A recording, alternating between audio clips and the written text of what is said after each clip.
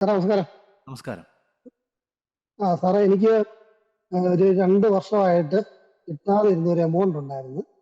അത് ഷാലൂമസ് എന്നോട് പറഞ്ഞു, ഒരു ദിവസം മീറ്റിംഗിൽ പറഞ്ഞായിരുന്നു, എപ്പോഴും ഗ്രാറ്റിറ്റ്യൂഡ് പണം നമ്മൾ എന്നിലേക്ക് ധാരാളം പണം വന്നു ചേർന്ന് ഇങ്ങനെ എഴുതാൻ പറഞ്ഞായിരുന്നു. ഉം. ഞാൻ അപ്പോഴത്തേക്ക് ഞാൻ അത് എഴുതിയായിരുന്നു, കറക്റ്റായിട്ട് അത് എഴുതുമായിരുന്നു. പിന്നെ എൻ്റെ ബഡ്ഡി എന്നെ ഒത്തിരി ഹെൽപ്പ് ചെയ്ത്, ഞാൻ ചോദിക്കുമ്പോൾ ഒക്കെ ദേവി സോമനാഥൻ മാഡം. അപ്പം ഞാനത് സ്ഥിരമായിട്ട് എഴുതുമായിരുന്നു. അങ്ങനെ എഴുതി വന്നപ്പോഴത്തേക്ക് ഒരു കിട്ടാതിരുന്ന ആ പൈസ 4,11,000 ഉണ്ടായിരുന്നു.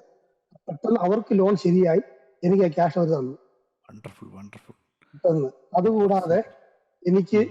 അതുകൂടാതെ എൻ്റെ കസിനുമായിട്ട് ഞാൻ എഴുതിക്കൊണ്ടിരുന്നെങ്കിലാണ് എന്നിലേക്ക് ധാരാളം പണം വന്ന് ചേരുന്നു. അങ്ങനെയായിരുന്നു. ഉം.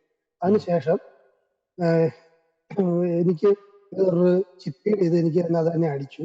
അത് 4,00,000 ഇന്ത്യൻ പൈസ വെച്ച് നോക്കുമ്പോൾ 4,65,000 അത് കിട്ടി.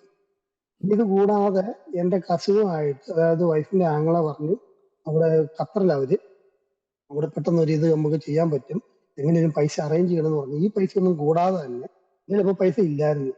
ഞാൻ അപ്പത്തേക്ക് പെട്ടെന്ന് തന്നെ അറേഞ്ച് ചെയ്ത് 11 ലക്ഷം രൂപ എനിക്ക് ആ ഒരു ബിസിനസ് പോലത്തെ എന്നിട്ട് ഇറക്കാൻ പറ്റി.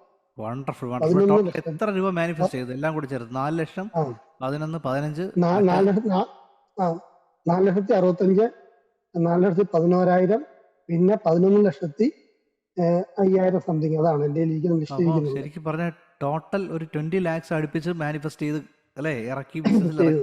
ഇറക്കി. ഞാനപ്പോ വണ്ടർഫുൾ. എന്റെ ബഡ്ഡി നേരത്തോട് ഞാൻ പറഞ്ഞില്ല, ഇന്നത്തെ ക്ലാസ്സിൽ അറിയിച്ചിട്ട് പറയാൻ വേണ്ടി ഇരിക്കുവായിരുന്നു. Super super. ബഡ്ഡി ആരാണ്? Thank you. എന്റെ Baby Somanathan madam. Baby Somanathan madam. Okay okay, very good. Thank you so much for the share. Okay.